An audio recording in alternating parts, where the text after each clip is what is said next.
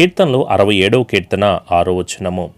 దేవుడు మమ్ములను ఆశీర్వదించును. Praise Lord. దేవుడు ప్రతి ఒక్కరిని కూడా ఆశీర్వదించే దేవుడు. ఆయన ఎన్నడూ మనలను మరువని దేవుడు.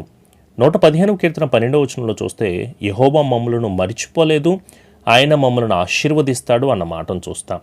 ఇది మొదలుకొని నేను మిమ్మల్ని దీవిస్తాను అన్న, మునుపటి కంటే అధికమైన మేలు మీరు పొందుకుంటారు అన్న, దేవుని ఆశీర్వాదం గొప్ప ఐశ్వర్యం ఇస్తుందని సామెతల్లో మనకు మాట్లాడినా, మనకి స్టార్టింగ్ నుంచి ఈ క్షణము ఈ నిమిషం వరకు కూడా మనను ఆశీర్వదించే దేవుడు, దీవించే దేవుడు. నా మీద ఆశీర్వాదం లేదు, నేను కృప పొందుకోలేకపోతున్నా, నేను దీవెన పొందుకోలేకపోతున్నా, నా మీద ఆశీర్వాదం ఆ బ్లెస్సింగ్ నాకు కనిపించట్లేదు పాస్టర్ గారు అంటే, తప్పకుండా దేవుడు ప్రతి ఒక్కరిని ఆశీర్వదిస్తాడు. ఆయన హస్తాలు కొరచ చేసుకునే దేవుడు కాదు. ఆయన మనం మొరపెట్టే మొరను వినకుండా ఉండే దేవుడు కాదు. ఎందుకని ఈ శ్రమ ఎదురవుతుంది? కొంతమంది మాట్లాడుతూ ఆర్థిక ఇబ్బందులతో ఉన్నామని మేము బాధపడుతున్నామండి, అనారోగ్య సమస్యలతో మేము పీడించబడుతున్నాం, స్వస్థత లేక కుటుంబంలో సమస్యలతో బాధపడుతున్నాం, మేము చేస్తున్న జాబులో వ్యాపారంలో మాకు వృద్ధి రావట్లేదు, మేము ఏ పని చేస్తున్నా వెనక్కి వెళ్ళిపోతున్నాం, మేము ఎక్కడ బ్లెస్సింగ్ని మేము పోగొట్టుకుంటున్నాం, ఎక్కడ దీవెనను మేము పోగొట్టుకుంటున్నాం. నరులందరిని ఆశీర్వదిస్తాడా అంటే అనేక వచనాల్లో మనం చూస్తాం. ఆదికాండం 1:28 మనం చూస్తే యెహోవా మనలను ఆశీర్వదిస్తాడు, బాగా దీవిస్తాడు, మనం ఫలభరితంగా ఉంటాం. కానీ మీరు చెప్తున్న మాటలకి మేము ఇప్పుడు అనుభవిస్తున్న శ్రమ కష్టానికి నాకు అర్థం కావట్లేదు పాస్టర్ గారు అంటే, సమస్య మన దగ్గరే ఉంది. నేను చెప్తున్న ప్రతి మాట మీకు చిన్నగా అనిపించవచ్చు, కానీ దేవునికి మనకి మధ్య అడ్డుగోడగా ఇవి ఉండిపోయినాయేమో. అందుకే యెషయా గ్రంథం 59వ అధ్యాయంలో మనం చూస్తాం, రక్షింపనేరకు ఉన్నట్లు యెహోవా హస్తం కొరచు కాలేదు, విననేరకు ఉన్నట్లు ఆయన చెవులు మందం కాలేదు, కానీ మీకును నాకును మధ్య అడ్డుగోడగా మారిపోయిన పాపాలు దోషాలు మీకు నాకు మధ్య ఒక పెద్ద బండగా ఉన్నాయేమో, లేకపోతే ఒక అడ్డుగోడగా మారిపోయినాయేమో. మనం దేవుని దగ్గర ప్రాధేయపడి ప్రయాసపడి ప్రార్థన చేసి దేవుణ్ణి మరలా స్తుతించి ఆయన దగ్గరికే వచ్చి ఆయనకు సమీపస్తులుగా మనం ఉంటే తప్పక నీకున్న ప్రతి శోధన, ప్రతి కలవరం, ప్రతి ఇబ్బంది, నువ్వు అనుభవిస్తున్న ప్రతి శోధనకరమైన పరిస్థితి విడుదలను పొందుకుంటాం. దేవుణ్ణి ఆశ్రయించి వారందరి మీద ఆయన ఆశీర్వాదం ఉంటుంది. దేవుని మీద ఆధారపడుతున్న వారందరి మీద, ఎవరైతే శుద్ధ హృదయం కలిగి ఉంటారో వారందరి మీద ఆశీర్వాదం ఉంటుంది. ఎవరైతే ప్రార్థన చేస్తారో ప్రార్థించిన వారందరి మీద ఆశీర్వాదం ఉంటుంది.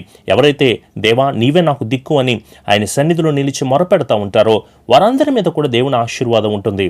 కానీ నువ్వు దూరం అయిపోయావు, ఆయన ఆశ్రయించడం వదిలిపెట్టేశావు, ఆయన మీద ఆధారపడడం వదిలిపెట్టేశావు, నీ హృదయాన్ని శుద్ధి చేసుకోకుండా లోక సంబంధమైన అనేక విషయాలకి నీ హృదయాన్ని అప్పగించేసుకున్నావు. మరొకసారి ప్రభు పిలుస్తున్నారు ఈ వాక్యము ద్వారా, నీవు ఆయన దగ్గరికి చేరు, ఆయనను చూడు, ఆయన మీదే ఆధారపడు. అబ్రహాము వలె, ఇస్సాకు వలె, లాబాను వలె, యాకోబు వలె, నోవాహు వలె, అతని బిడ్డల వలె మనం ఆశీర్వదించబడాలి. మీ కుటుంబాలు ఇంకా ఇంకా ఫలభరితంగా నడిపించబడాలి. మీకున్న దుఃఖ దినములన్నీ పోయి ఆనందభరితమైన స్థితిలోకి మీరు అందరూ మార్చబడాలి. మన దుఃఖమును నాట్యముగా మార్చగలిగిన దేవుడు, మనము అనుభవిస్తున్న ప్రతి వేదనకరమైన పరిస్థితిని మార్చి సంతోషభరితంగా నడిపించే గొప్ప దేవుడు మనకున్నాడు. మరి మేము ఏం మార్చుకుంటే ఆశీర్వదించబడతాం పాస్టర్ గారు? చాలా సింపుల్. ప్రభు మనతో చెప్తున్న మాట, ఏశావు తిండిని ఆశించి తన జ్యేష్ఠతను అమ్మివేసుకున్నాడు. ఈరోజు చాలామంది తిండి కోసమే బతుకుతున్న వాళ్ళుగా ఉంటున్నారు. ఎప్పుడు ఏం తిందామా, ఏం కట్టుకుందామా, ఏం ధరించుకుందామా, వీటిని గురించి ఎక్కువ ఆలోచన చేసేస్తున్నాం. నువ్వు వీటి గురించి ఎక్కువ కంగారు పడాల్సిన అవసరం లేదు. నీకేం కావాలో, నీకే సమయానికి ఏదో అనుగ్రహిస్తే బాగుంటుంది అనేది ప్రతిదీ కూడా సమస్తము ఎరిగిన దేవుడు ఉన్నాడు. అందుకే మీరు తిండిపోతులుగా ఉండొద్దు. వారి కడుపే వారికి దేవుడిగా ఉంటుందంట. వారు కడుపుకి దాసులుగా మార్చబడుతున్నారంట. అందుకే యేసుప్రభులు వారు చెప్తారు, మనుషుడు రొట్టె వల్ల కాదు కానీ దేవుని నోటి నుంచి వచ్చే ప్రతి ఒక్క మాట వల్ల కూడా బ్రతుకుతాడు. అందుకే దేవుని వాక్యం వినడానికి మీరు ఇష్టపడండి. ఈరోజు మీరు ఆశీర్వాదాన్ని పోగొట్టుకోవడానికి ఇది కారణమవుతుందేమో ఒకసారి చూసుకోండి. కొంతమంది తాగుబోతులుగా ఉంటున్నారు. తాగుడు, ఆ మద్యము ఆ మనిషి నాశనం అవడానికి కారణమవుతుంది. ఆ తాగుడు అనే భయంకరమైన పాపంలో పడిపోయి విడుదల లేక అనేకమైన తప్పులు చేసే వాళ్ళు కూడా ఉంటున్నారు. సేవకుల కుమారులే, ఏలీ కుమారులు ఏమయ్యారు? తాగి స్త్రీలతో పాపం చేశారు అని మనకు అనిపించింది. తాగుబోతులకి భయంకరమైన శ్రమలు వస్తాయి, జాగ్రత్త. తాగుబోతులతో మీరు సహవాసం చేయొద్దు. అలాంటి తాగుబోతులతో సాంగత్యం మనం చేయకూడదు. మద్యము మనకి అల్లరి రేపుతూ ఉంటుంది. అందుకే ఒకవేళ నువ్వు తాగుతూ ఉంటున్నావేమో, ఆ వ్యసనానికి అలవాటు పడిపోయావేమో, లేకపోతే నీ భర్త, నీ భార్య, నీ బిడ్డలు ఒకవేళ ఈ తాగుడికి బానిసత్వంగా ఉంటున్నారేమో, మనం ఆశీర్వదించబడకపోవడానికి, ప్రత్యేకంగా మీరు దీవించబడకపోవడానికి కారణం ఈ తాగుబోతు జీవితమేమో. సోమరితనం వల్ల నీవు దీవించబడలేవు. ఇది గుర్తుపెట్టుకో. సోమరి చేముల యొద్దకు వెళ్ళమన్నాడు. నువ్వెందుకు అంత ఆలస్యం చేస్తూ ఉంటున్నావు? సోమరి ఎంత ప్రయాసపడినా, అందుకే చాలామంది తిడతా ఉంటారు, సోమరివాడు ఏమీ పొందుకోలేడు, సోమరివాడు ఏమి సంపాదించలేడు, ఈ సోమరితనం కలిగిన వాడు ఏమీ కష్టపడలేడు, సోమరిని ఎవడు పనిలో పెట్టుకోడు. అలాంటిది సోమరిని దేవుడు ఎలా ఆశీర్వదిస్తాడు? నీవు నిద్రపోతనంతో ఉన్నావేమో. యోనా నిద్రపోయి ఏమయ్యాడు? ఐతుకు నిద్రపోయి ఏమయ్యాడు? పేతురు జైల్లో నిద్రపోయాడు అనుంటది. మరి నువ్వెక్కడ నిద్రపోతున్నావు? సమయం అంతా అయిపోయిన తర్వాత, వేస్ట్ అయిపోయిన తర్వాత, నీవు నీ జీవితాన్ని పాడు చేసుకున్న తర్వాత నువ్వు ఎన్ని ఆశీర్వాదాలు వెతికినా ఏం ఉపయోగం? అందుకే పొగరుబోతులుగా, తిట్టుబోతులుగా, గొడ్డుబోతులుగా మీ జీవితాలు మీరు మార్చుకోవద్దు. మీ జీవితాన్ని ఆశీర్వాదకరంగా మార్చుకోవాలనే సేవకుడిగా నీ మేలు కొరకే చెప్తున్నాను. దేవుని యొక్క కృప మనం అందరం పొందుకోవాలి. ఆయన బ్లెస్సింగ్ను మనం పొందుకోవాలి. ఆయన ఆశీర్వాదాన్ని మనం పొందుకోవాలి. నేను ఈ శ్రమలో, ఈ శోధనలో, ఈ ఇబ్బందులో, ఈ కలవరంలో ఉన్నాను అని నువ్వు ఎందుకు బాధపడతావు? జిగట కలిగిన ఊబిలో నుంచి లేవనైతే దేవుడే. నాశనకరమైన తెగులు రాకుండా మనను బలపరిచేది దేవుడే. ఆయనకే మహిమ, ఆయనకే ఘనత చెల్లించే విధంగా ఈ క్షణమే ప్రార్థన చేస్తే బాగుంటుందేమో కదా. ఈ క్షణమే దేవుని అడిగి ప్రయాసపడి, ప్రభువా, ఒకవేళ నేను దీవించబడలేకపోతున్నా, ఇక మీదట నేను ఆశీర్వదించబడాలని ఆశ కలిగి ఉన్నావా? ఇప్పుడే మోకరించు, ఇప్పుడే ప్రభువుని అడుగు, దేవా నన్ను దీవించు.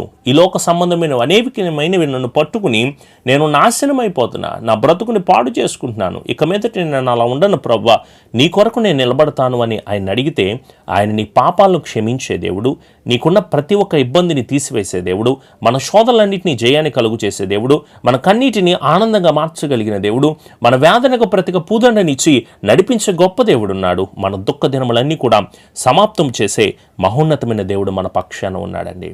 మరి ఇంకెందుకు ఆలస్యం? ఇంకా రక్షణ పొందుకోవడానికి, దేవుని దగ్గరికి రావడానికి, ఆయన యొక్క ఆశీర్వాదాన్ని పొందుకోవడానికి ఇంకా నీ మనోనేత్రాలు వెలిగించబడట్లేదు. ఒకసారి ఈలోక సంబంధమైన ఏడ్పు ఆపేసి, ఇక్కడ నువ్వు పడుతున్న బాధ అంతా కూడా వదిలిపెట్టేసి ప్రభు దగ్గరికి రా, ఆయన దగ్గరే వేడుకో. ఇప్పుడే మోకరించు, ఆయిల్ తీసుకోండి, ప్రార్థన చేసుకుందాం. కృప కలిగిన దేవా, జీవము కలిగిన దేవా, మాతో మీరు మాట్లాడుతున్నందుకు వందనాలయ్యా. దేవా మమ్మల్ని ఆశీర్వదిస్తాను అని చెప్పావు, మాకు ఐశ్వర్యాన్ని ఇస్తానని చెప్పావు. దేవా మమ్మల్ని ఆశీర్వదించి ఉన్నతమైన కృపతో నింపుతానని మాతో మాట్లాడుతున్న దేవా మీకు వందనాలయ్యా. కానీ మేమే ఆశీర్వాదాన్ని పోగొట్టుకుంటున్నాం. మేము చేస్తున్న పనులు, మేము చేసే చేష్టలు, మేము వెళ్ళే నడవడిక, మేము మాట్లాడే మాటలు, మేము చూస్తున్న చూపు, మేము వెళ్ళే క్రమం, ఇవన్నీ కూడా మేము ఆశీర్వాదాన్ని పోగొట్టుకునేలాగా ఉంటున్నాయి ప్రభువా. దయచేసి ఇక మీదట ఈ క్షణం నుంచి అలా ఉండము తండ్రి. నీ సన్నిధిలోనే వేడుకుంటున్నాం. నీ బిడ్డల పక్షాన మేము ప్రార్థన చేస్తున్నాం. ఒక్కసారి మా ప్రార్థనను ఆలకించండి అయ్యా. ప్రతిఫలమును కలుగు చేయండి.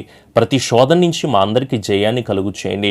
మాకున్న ప్రతి బాధను ఆనందంగా మీరు మార్చండి. మేము అనుభవిస్తున్న ప్రతి వేదనకు ప్రతిగా పూదననిచ్చి మమ్మల్ని నడిపించండి ప్రభువా.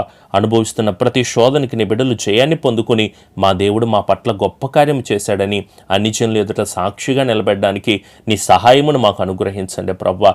ప్రతి పరిస్థితుల్లో, చేస్తున్న ప్రతి వ్యాపారంలో, వారి రోగ సమస్యలో, అనారోగ్య పరిస్థితుల్లో, వారికి ఉన్న ఆర్థిక ఇబ్బందుల్లో, వారు అనుభవిస్తున్న ప్రతి వ్యాధను నాయన సంతోషంగా మీరు మార్చి నడిపించి స్థిరపరిచి కృప దయచేయమని మీ మీదే ఆధారపడుతున్నారు.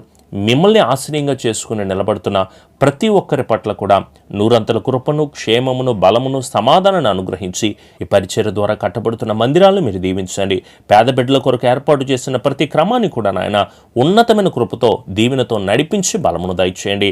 బైబిల్స్ డిస్ట్రిబ్యూషన్ విషయంలో కూడా ప్రభువా అనేక మందికి, అనేక ప్రాంతాల్లో దేవుని వాక్యం అందని ప్రాంతాలకు బైబిల్ పంచుతూ ఉండగా నీ కృపను, నీ సహాయమును, నీ ప్రేమను బిడ్డలకు అనుగ్రహించి బలపరిచి స్థిరపరిచి క్షేమాభివృద్ధిని దయచేయమని యేసు నామములో అడుగుచున్నాము తండ్రి. ఆమెన్. మన తండ్రి అయిన దీవెన, కుమారుని యొక్క కృప, పరిశుద్ధాత్మని యొక్క సహవాస సన్నిధి ఈ రోజంతా బిడ్డలకు తోడై ఉండి నూరంతల క్షేమాలతో నీ బిడ్డలను వారు చేస్తున్న ప్రతి పనిలో ఉన్నతమైన ఆశీర్వాదాన్ని దయచేయబడునుగాక. ఆమెన్. యేసు రక్తమే జయం, సిలువ రక్తమే జయం. ప్రభు యేసు నామములో సంపూర్ణ జయము కలుగునుగాక. ఆమెన్. మీ అందరికీ ప్రభు పేట ప్రత్యేకమైన వందనాలు. దేవుడు మీ అందరినీ దీవించునుగాక.